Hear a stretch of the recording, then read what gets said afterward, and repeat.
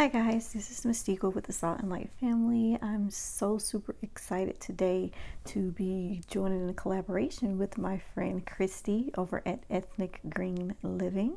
If you are new to my channel, welcome. I'm Mystica. I am a mother of 7 children, wife to the love of my life. And on this channel, we talk about faith, family, and homeschooling, especially large family homeschooling. So if you're not subscribed, I would love to have you subscribe and click that notification bell so you can keep up with what I'm doing over here. Now, I do upload weekly and I would love to have you. Now, let's talk about homeschooling during hard times. Okay, so the backstory of I think the hardest time that we've ever been through and still having to homeschool was a year and a half ago when my 5-year-old daughter was diagnosed with type 1 diabetes. Everything was moving just fine, and all of a sudden one day she was no longer playing. She was no longer her happy self anymore. She went from being this vibrant child to just almost lethargic.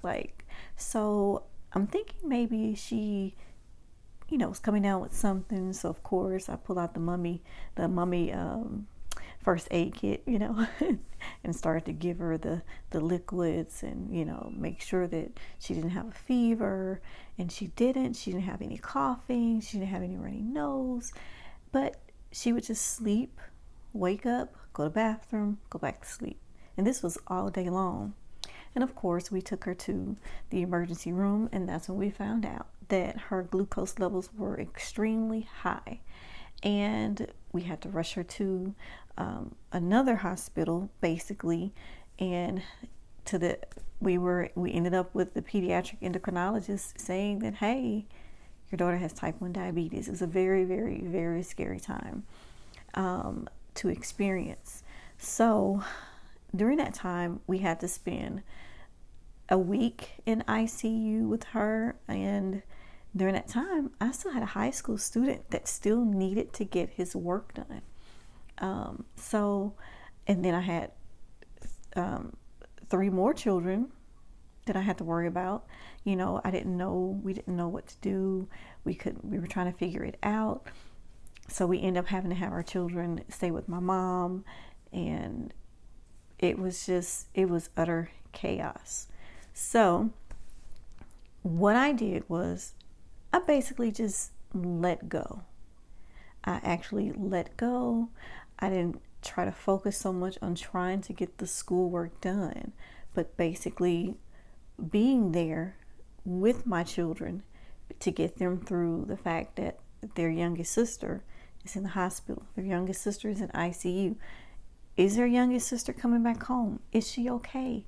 They were going through all these types of emotions, and then I had the high school son that I needed to make sure that he got his courses done so that he can continue, so that he can, get all of his credits. And then he was studying to take the ACT. Now with my high school son, it was pretty easy to kind of transition him because he was already independent. So with him staying at my mother's house, he was able to continue with his studies because a lot of his studies were online. So he never lost the pace that he was working at.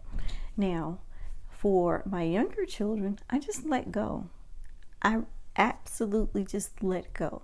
Now, I'm going to tell you some of my tips, some of the things that I did during that time after we left the hospital, after we had to get back home and our new normal started, where we had round the clock finger sticks, and I had to start giving her insulin, and I was just a complete mess, basically.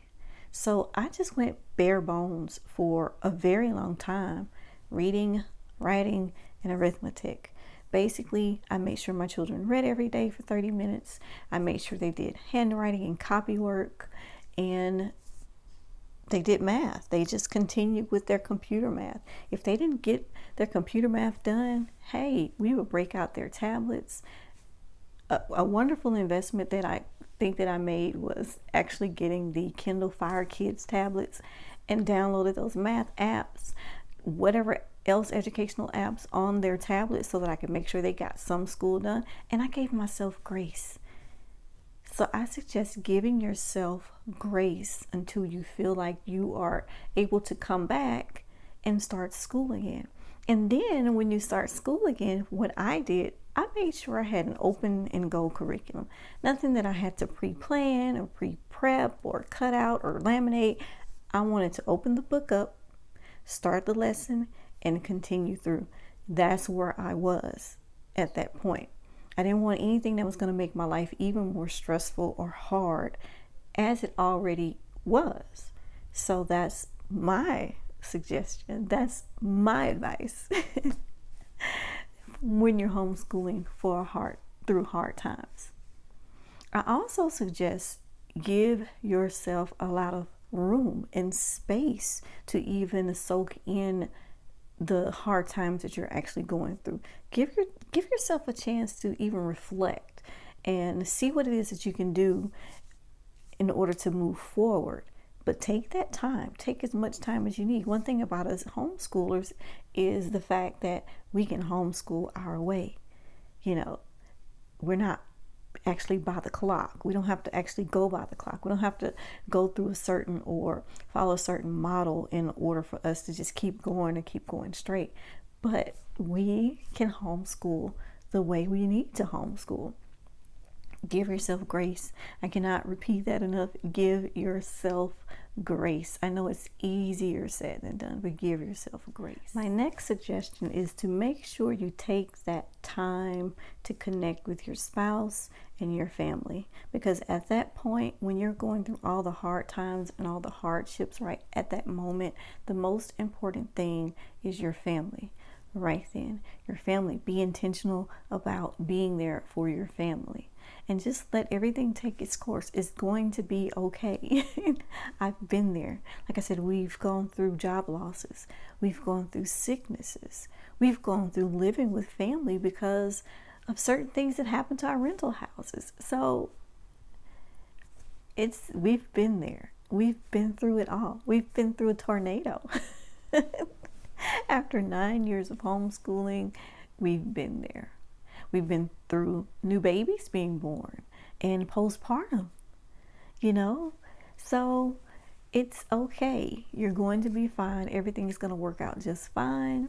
I suggest just staying connected with your family, staying connected with your spouse, and be honest with your feelings, and a support circle.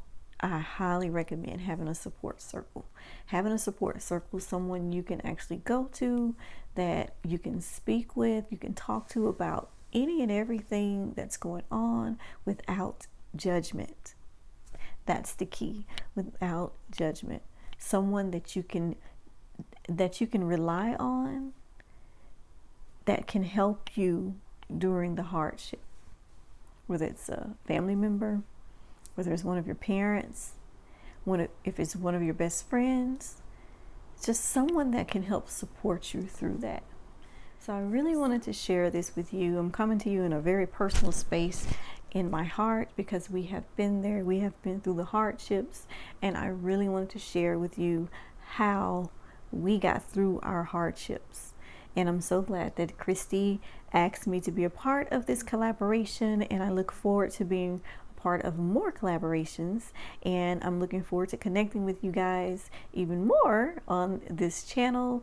And I pray that everyone stays safe out there, and until next time, shalom and be blessed.